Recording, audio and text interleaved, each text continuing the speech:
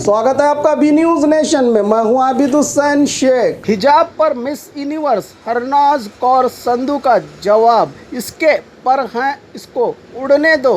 हिजाब के सवाल पर मिस यूनिवर्स बनी हरनाज कौर संधू ने कहा कि जिसको जैसा जीना है जीने दो, इसको जीने दो जिस ढंग से ये जीना चाहती है। इसका अपना मकाम है, इसको मकाम तक पहुंचने दो, उड़ने दो, इसके पर मत काटो, काटने हैं तो अपने पर काटो, बंद करो ये भेदभाव, कहा मिस यूनिवर्स हरनाज कौर संधू ने। तो इन दिनों एक और मुद्दा है हिजाब, जो कि आप जानती हैं कि बहुत सारी चर्चा में रहा है।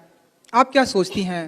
कोर्ट का वेडिक्ट भी आया है, लेकिन आप बताइए कि आप क्या सोचती हैं हिजाब के बारे में? कुछ कहना चाहेंगी इस मुद्दे पर?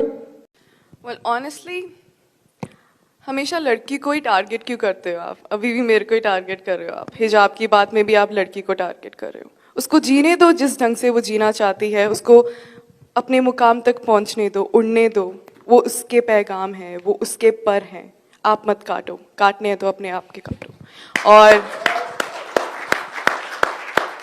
और कुछ पूछिए मेरी जर्नी के बारे में।